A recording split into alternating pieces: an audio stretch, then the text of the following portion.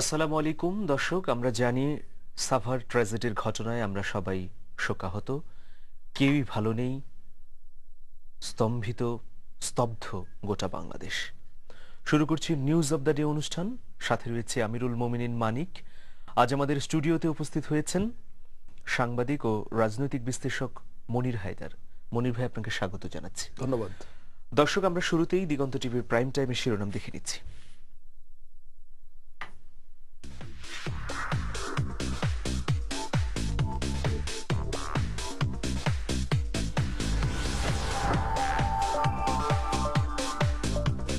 লাশের মিছিল, স্বজনদের খুঁজে ফিরছে শোকার্ত মানুষ, চলছে বিরামহীন উদ্ধার কাজ। রাজধানীতে শ্রমিক বিক্ষোভ, 5টি গার্মেন্টসের বিজিএমইএ সদস্য পদ বাতিল, মালিক শ্রমিকদের সাথে স্বরাষ্ট্রমন্ত্রীর বৈঠক। রানা প্লাজার মালিক আওয়ামী লীগের কেউ নয়, সংসদে প্রধানমন্ত্রী, জড়িতদের দৃষ্টান্তমূলক শাস্তি ঘোষণা। সাভারের দুর্ঘটনাস্থলে খালেদা জিয়া, আহতদের সহমর্মিতা, বিপর্যয় দুর্ঘটনা নয়, গণহত্যা দাবি বিএনপি। এবং রানা প্লাজার মালিক ও গার্মেন্টস কর্তৃপক্ষকে হাইকোর্টের তলব, দোষীদের বিচারের মুখোমুখি করতে দুদকের ঘোষণা।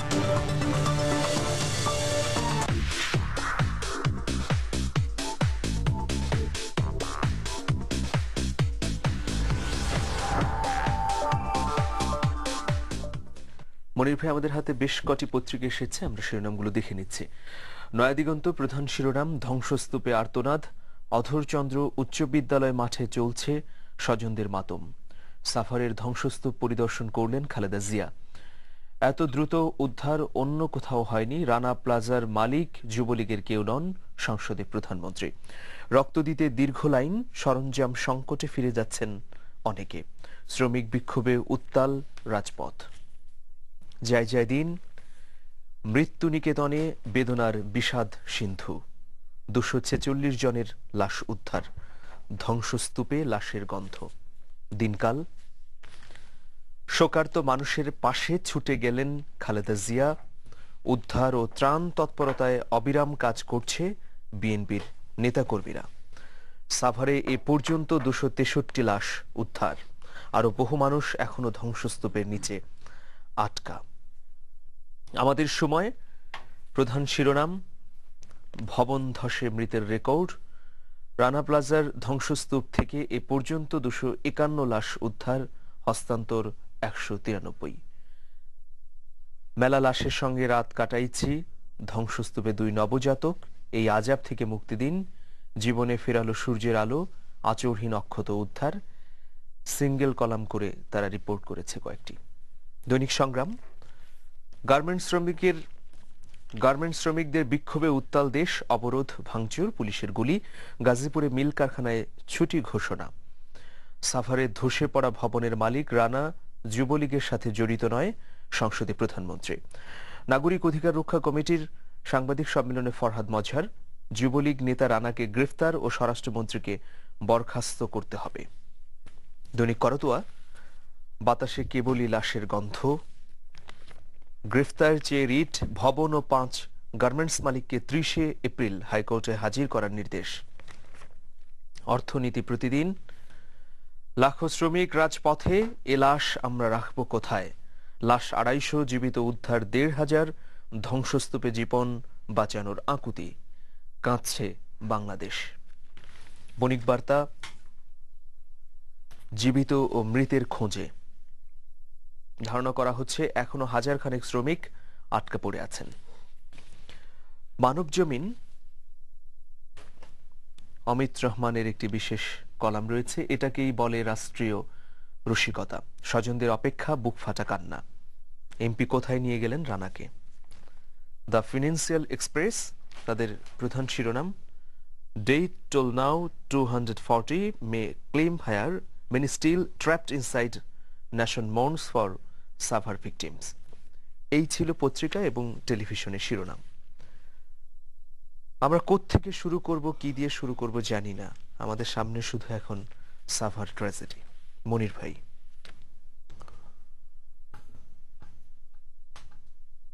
আমাকে একজন সাংবাদিক সাভার থেকে ফিরে এসে বললেন যে ঘটনার যেটুকু আমাদের সামনে এখনো পর্যন্ত প্রকাশিত হয়েছে বা যতটুকু আমরা জানতে পেরেছি তার চেয়েও ভয়ঙ্কর কিছু এখনো অপ্রকাশিত আছে, আমাদের অজানা আছে। তিনি আমাকে যুক্তি দিয়ে বলবার চেষ্টা করেছেন যে ধসে যাওয়া ভবনটির একটা বিরাট অংশ মাটির নিচে চলে গেছে, তো ততদূর পর্যন্ত আমাদের উদ্ধার কর্মীরা এখনো পৌঁছাতে পারেননি বলেই তার ধারণা।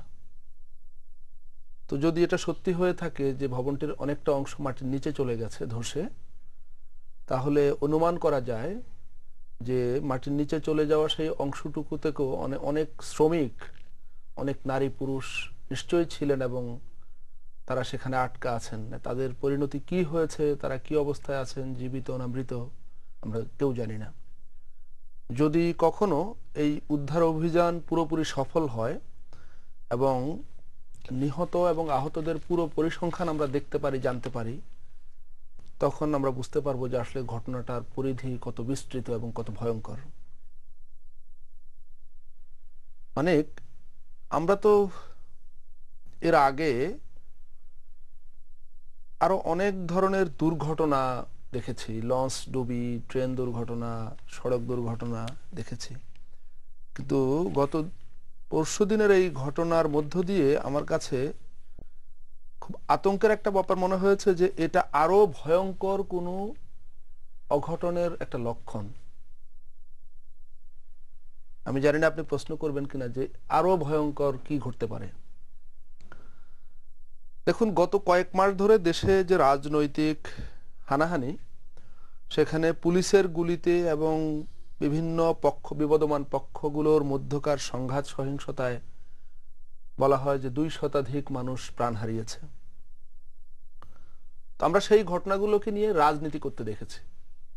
এগুলো নিয়ে রাষ্ট্রের কোনো মানবিক আচার বা মানবিক পদক্ষেপ আমরা দেখিনি, সেরকম কোনো লক্ষণ রাষ্ট্রের তরফে দেখানো হয়নি। পরশুদিন যে ঘটনা ঘটলো, এখানে এখন পর্যন্ত 250 শতাধিক মৃতদেহ উদ্ধার হয়েছে এবং প্রায় 2000 মানুষ গুরুতর আহত অবস্থায় চিকিৎসাধীন। ক্রমাগত বাড়ছে, আমরা কিন্তু এই মুহূর্তে বাড়ছে। আমি দেখেছি যে প্রতি মিনিটে, কখনো 5 মিনিটে লাশের সংখ্যা বেড়ে যাচ্ছে। আমি যেটাকে বললাম যে আরো ভয়ঙ্কর কিছু ঘটবার লক্ষণ, সেটা হলো যে আমি খুব আতঙ্কের সঙ্গে, এবং আমার মতো নিশ্চয় আরো অনেকেই আতঙ্কের সঙ্গে লক্ষ্য করছেন যে এই ভয়াবহ ঘটনা নিয়েও কি নির্মম এবং নির্লজ্জ রাজনীতিকরণ চলছে।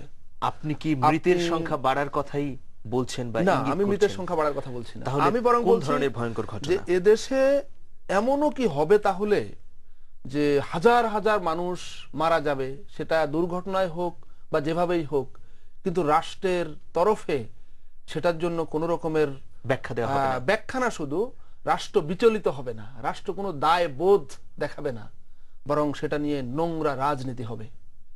একটা রাষ্ট্রের বা একটা রাষ্ট্রের রাজনৈতিক চরিত্র যদি এমন দাঁড়িয়ে যায়, তো সেটা একটা অমানবিক জনপদে পরিণত হওয়া ছাড়া নোংরা রাজনীতি কি শুরু হয়েছে আপনি মনে করছেন? কেন আমি মনে করব কেন? আমরা কে এটা দেখছে না যে আমাদের, আপনি মানব জমিনের একটা শিরোনাম পড়লেন, অমিত রহমান লিখেছেন এটাকেই বলে রাষ্ট্রীয় রসিকতা। আমি লেখাটা পড়েছি।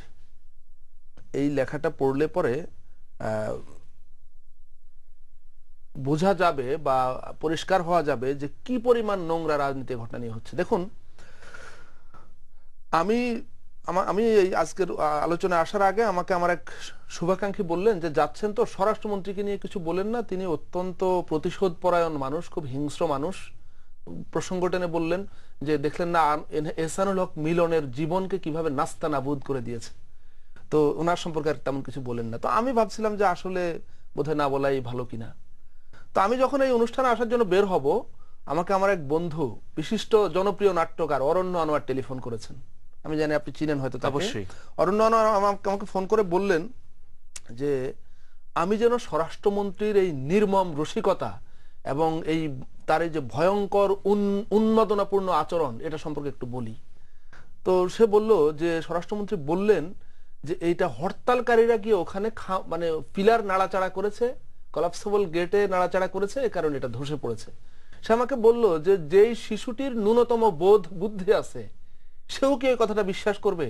অথচ রাষ্ট্রের স্বরাষ্ট্রমন্ত্রী, সরকারের স্বরাষ্ট্রমন্ত্রী, যিনি সবচাইতে রেসপন্সিবল হওয়ার কথা, তিনি এরকম একটা থিওরি দিয়েছেন, গত পরশুদিন দিয়েছেন, এবং গতকালকে তিনি সেটার পক্ষে আবার সাফাই গিয়েছেন যে আমি এখনো বিশ্বাস করি যে এটা ঘটেছে এবং এটা তদন্তে প্রমাণিত হবে। মানে এটাকে আমরা, আপনি যদি এটাকে নোংরা রাজনীতিকরণ না বলতে চান তাইলে আর কোনটাকে বলবেন আমি জানি না। ইনি তো সেই স্বরাষ্ট্রমন্ত্রী যে আমাদের ওই বিশ্বজিৎ সাহাব পুরনো ঢাকায়, যাকে ছাত্রলীগের সন্ত্রাসীরা চাপাতি দিয়ে কুপিয়ে প্রকাশ্যে খুন করেছে, তারপরে স্বরাষ্ট্রমন্ত্রী বললেন এই ছেলেগুলো ছাত্রলীগের কেউ না, মিডিয়াকে বলেছেন প্রকাশ্যে। সেই স্বরাষ্ট্রমন্ত্রী আজকে আবার এটা বললেন। আজকে আমি আরো বিস্ময়ের সঙ্গে একটা জিনিস লক্ষ্য করলাম, আমি আপনাকে বলি। আমাদের মাননীয় প্রধানমন্ত্রী বলেছেন, স্ক্রলে, টেলিভিশন স্ক্রলে কথাটা বারবার এসছে, তিনি বলেছেন যে কেউ কেউ এখন ভবন মালিকদের ধরার বিষয়টা খুব জোরালো ভাবে উচ্চারণ করছেন, তারা কিন্তু উদ্ধারের বিষয়টাকে জোর দিচ্ছেন না। তারা আগে এখন আমাদের উদ্ধার করার ব্যাপার, কাকে ধরতে হবে সেটা বড় কথা না। দেখুন, আমি প্রধানমন্ত্রীর সঙ্গে দ্বিমত করছি না, কিন্তু আমি একটা ঘটনা স্মরণ করতে চাই। আপনার মনে আছে আজ থেকে 1 বছর আগে তেজগাঁও শিল্প এলাকায় একটা নির্মাণাধীন হসপিটাল ধসে পড়েছিল। ধসে পড়ার পর সেই ঘটনায় পুলিশ কয়েকজনকে আটক করেছিল, তার মধ্যে একজন ছিলেন বিএনপি নেতা ডাক্তার এজেডএম জাহিদ হোসেন। ঘটনার রাতেই তাকে আটক করা হয়েছিল, আটক করে তাকে চালান করা হয়েছে, পরে তিনি জামিনে মুক্তি পেয়েছেন। পরে দেখা গেল যে ওই ভবন নির্মাণের সঙ্গে যে জাহিদ জড়িত তার নাম জাহিদুজ্জামান, এবং ডাক্তার জাহিদের সঙ্গে তার দূরতম কোনো সম্পর্কও নেই। কিন্তু যেহেতু ডাক্তার জাহিদ বিএনপি নেতা, বিরোধী দলের লোক, সুতরাং জাহিদ নাম আসা মাত্রই তাকে অ্যারেস্ট করে ফেলা হয়েছে। সেটা নিয়ে কিন্তু বলেনি যে আগে কাকে দায়ী, সেটা আগে অ্যারেস্ট করার বিষয় না, আগে উদ্ধার করার বিষয়। আপনি এগুলোকে কি নোংরা রাজনীতিকরণ বলবেন না? আজকে শত শত লাশ, সেই লাশের উপর দাঁড়িয়েও আমরা রাজনৈতিক পয়েন্ট ভাগাভাগি করছি। স্বরাষ্ট্রমন্ত্রী তো বলেছেন যে সোহেল রানাকে গ্রেফতার করা হবে। এটা কখনকার কথা? এটা নিশ্চয়ই গত পরশুদিনের কথা, গতকাল সকালের কথা। গতকাল শেষ বিকেলে যখন দেশ জুড়ে সিসি শুরু হয়ে গেছে, সকল মহল থেকে যখন এটা নিয়ে তীব্র সমালোচনা, তারপরে তিনি এই কথা বলেছেন। কিন্তু তার আরেকটা চিত্র আছে, আমি জানি না গতকাল বিকেলে আপনি লক্ষ্য করেছেন কিনা, বিভিন্ন টেলিভিশন চ্যানেলে সরাসরি সম্প্রচার করা হয়েছে ওই ঘটনাস্থলে যে উদ্ধার অভিযানে নেতৃত্ব দিচ্ছে সেনাবাহিনীর সাভার অঞ্চলের area commander GOC major general Chowdhury Hasan Sarwardi একটা সংবাদ সম্মেলন করেছিলেন। তার পাশে, সারওয়ার্দী সাহেবের পাশে বসা ছিলেন সাভারের আওয়ামী লীগের সংসদ সদস্য মুরাজ্জং। এই মুরাজ্জং সম্পর্কে গত দুদিনের পত্রপত্রিকায় বেরিয়েছে যে তিনি ঘটনার পরপরই ওই বিধ্বস্ত ভবন থেকে ভবনের মালিক সোহেল রানাকে উদ্ধার করে নিজে নিয়ে গেছেন। একটি পত্রিকায় খবর এসেছে, মানব জমিনের আজকের প্রথম পৃষ্ঠায় রিপোর্ট হলো এমপি কোথায় নিয়ে গেলেন রানাকে। আমার এটা আলোচ্য বিষয় না, আমার আলোচ্য বিষয় অন্য একটি বিষয়। আমি জানি না আপনি এখন বিরতিতে যেতে চাইবেন কিনা, আমি এই প্রসঙ্গটা শেষ করি। চৌধুরী হাসান সারওয়ার্দী যে প্রেস কনফারেন্স করলেন, সেখানে তিনি তাদের উদ্ধার অভিযানের বর্ণনা দিলেন। সন্দেহ নেই আমাদের সেনাবাহিনীর সদস্যরা সেখানে নিজেদের জীবনকে বাজি রেখে নাওয়া খাওয়া ভুলে গিয়ে গত 30-36 ঘন্টা ধরে তারা নিরলস চেষ্টা চালিয়ে যাচ্ছেন, প্রচন্ড কষ্ট করছেন উদ্ধার অভিযান, এবং তাদের প্রচেষ্টা, সাধারণ মানুষের সহায়তা, বিভিন্ন মহলের সহায়তায় উদ্ধার অভিযান মানে পরিচালিত হচ্ছে, এতে কোনো সন্দেহ নেই। তিনি বললেন যে এই উদ্ধার অভিযানে আমাদেরকে সর্বাত্মক সহায়তা দিচ্ছে, জেনারেল সাহেব বললেন, সর্বাত্মক সহায়তা দিচ্ছে স্থানীয় আওয়ামী লীগ, যুবলীগ, ছাত্রলীগ, স্বেচ্ছাসেবক লীগ এবং গণজাগরণ মঞ্চের তরুণেরা। এখানে যে আমাদের এই উদ্ধার অভিযানে আমাদেরকে সর্বাত্মক সহযোগিতা দিয়েছেন স্থানীয় আওয়ামী লীগ, যুবলীগ, ছাত্রলীগ এবং গণজাগরণ মঞ্চের তরুণেরা, স্বেচ্ছাসেবক লীগের কথাও তিনি বলেছেন, কোট আন কোট। আমি একদম পুরোটা, আপনি ওই ভিডিওর কপি এনে ইচ্ছে করলে দেখতে পারেন। তা আমি অবাক হয়ে লক্ষ্য করলাম যে আমাদের দেশপ্রেমিক সেনাবাহিনী হচ্ছে খুবই মানে রাজনীতি মুক্ত বা দলবাজি মুক্ত একটা পেশাদারী প্রতিষ্ঠান। তো সেখানে তিনি যখন প্রথমত তাকে সবাই সহযোগিতা করেছে সেখানে উদ্ধার অভিযানে, তিনি সেখানে শুধুমাত্র ক্ষমতাসীন দলের অঙ্গ সংগঠনগুলো এবং তাদের খুবই শুভাকাঙ্ক্ষী মঞ্চ, গণজাগরণ মঞ্চের কথা বললেন। সেই এনাম মেডিকেল কলেজ, তারপরে আরো বিভিন্ন সংগঠন, তারপরে আপনার বিরোধী দলের নেত্রী আজকে সেখানে গেলেন, বিরোধী দলের 3 জন নেতাকাল ঘটনাস্থলে গেলেন, অরাজনৈতিক বহু সংস্থা সেখানে ছুটে গেছে, বিভিন্ন অরাজনৈতিক সংগঠন রক্ত সংগ্রহ করে সেখানে নিয়ে গেছে। আমার অবাক লেগেছে যে মানে এই এরকম একটা করুণ পরিস্থিতিতে, এরকম একটা মর্মান্তিক পরিবেশের মধ্যেও এই ধরনের রাজনৈতিক পয়েন্ট ভাগাভাগি বা এখান থেকে রাজনৈতিক একটু সুবিধা নেবার যে মানে অদ্ভুত, আমি আসলে এটা ব্যাখ্যা করতে পারছি না, মানে খুবই দুর্ভাগ্যজনক। অন্যদিকে সেখানে যে সাভারের এমপি মুরাজ্জং ওই জেনারেল সাহেবের পাশে বসেছিলেন, একজন সাংবাদিক তাকে প্রশ্ন করলো যে গতকালকে ঘটনার পরপরই আপনি ঘটনাস্থলে এসে ওই ভবনের মালিক সোহেল রানাকে উদ্ধার করে সেখান থেকে নিয়ে গেছেন, আপনি এটা কেন করেছেন?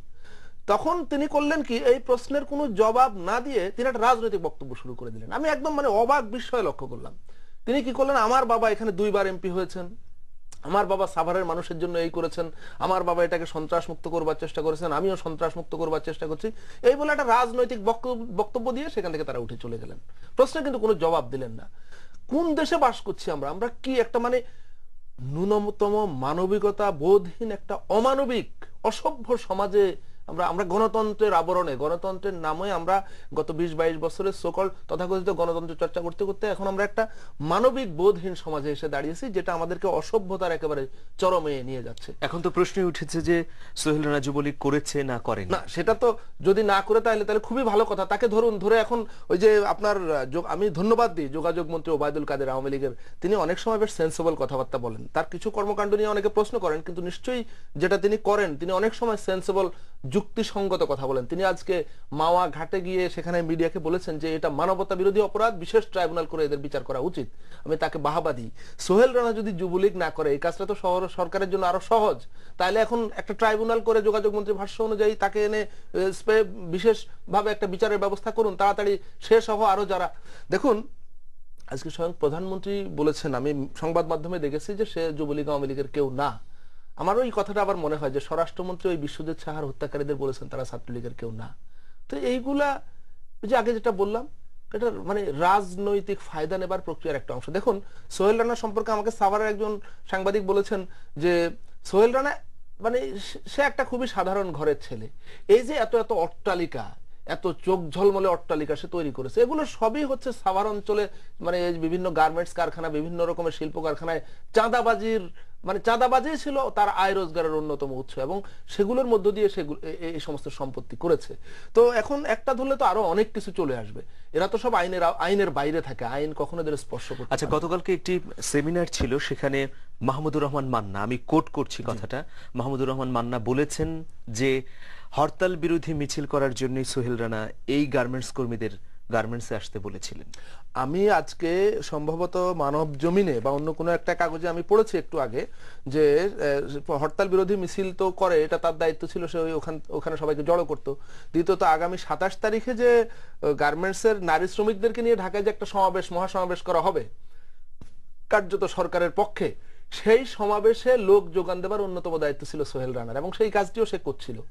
যাই হোক, এখন এটা নিয়ে মানে আলোচনা করে লাভ কি বলুন, বরং আমরা অন্য একটা মানে বিষয়ে আলাপ করতে পারি। সেটা হলো যে কি বিষয়ে? এই দুর্ঘটনার আরেকটা দিক আছে, সেটা হলো যে এটা তো আমরা এতক্ষণ বললাম যে এটা নিয়ে যে রাজনীতিকরণ বা এটার যে নির্মম অমানবিক দিক সেটা নিয়ে আমরা কথা বললাম, কিন্তু এই ধরনের দুর্ঘটনা এর আগেও এই দেশে ঘটেছে। বিশেষ করে সাভারে আপনার মনে আছে স্পেকট্রাম গার্মেন্টস এরকম ধসে পড়েছিল, এবং সেটা ছাদের নিচে অনেক মানুষ চাপা পড়ে মারা গেছে, এবং সপ্তাহ 10 দিন ধরে সেটা অপসারণ করা যায়নি এবং উদ্ধার কমপ্লিট করা যায়নি। এর আগে আরো ভবন ধসের ঘটনা এই দেশে ঘটেছিল। র্যাঙ্কস ভবনের কথা আপনার মনে আছে যে হাতুড় বাটাল দিয়ে, আমরা সেই দৃশ্য এখনো দেখি আজকে এত বছর পর, হাতুড় বাটাল দিয়ে ছাদ কেটে ছোট ফাঁকা করে সেখান দিয়ে লোকজন বের করে আনার চেষ্টা করতে গিয়ে তাদের হাত পা কেটে যাচ্ছে। সে মধ্যযুগীয় কারবার এগুলা। দেখুন এই ধরনের দুর্ঘটনাকে ঘিরে গভর্নমেন্টের মূল দায়িত্ব হলো রাষ্ট্রের গভর্নেন্স করা, রাষ্ট্রের মানুষজনকে নিরাপদ করা এবং ফ্যাসিলিটেট করা, এটা হলো গভর্নমেন্টের কাজ। গভর্নেন্স করবে। দুর্ভাগ্যজনকভাবে আমাদের দেশের গভর্নমেন্টরা এখন গভর্নেন্স ব্যাপারটা ভুলে গেছে। তারা শুধু রাজনীতি করে, ক্ষমতা যাওয়ার আগেও রাজনীতি করে, ক্ষমতায় গিয়েও রাজনীতি করে, ক্ষমতায় যাওয়ার আগে রাজনীতি করে ক্ষমতায় যাওয়ার জন্য, আর ক্ষমতায় গিয়ে রাজনীতি করে বিরোধী দলকে নিশ্চিহ্ন করবার জন্য। এটাই হলো গভর্নমেন্ট গুলোর কাজ। এই ধরনের দুর্ঘটনা যাতে না ঘটে সেটার জন্য রেগুলেটরি প্রিভেন্টিভ কিছু মেজার নেওয়ার ব্যাপার আছে। যে ধরুন আমাদের এখন সাভার, গাজীপুরে সবগুলো কিন্তু আমাদের রাজুক এলাকার মধ্যে। 1952 সালে একটা আইন তৈরি করা হয়েছিল, বিল্ডিং কনস্ট্রাকশন অ্যাক্ট 1952।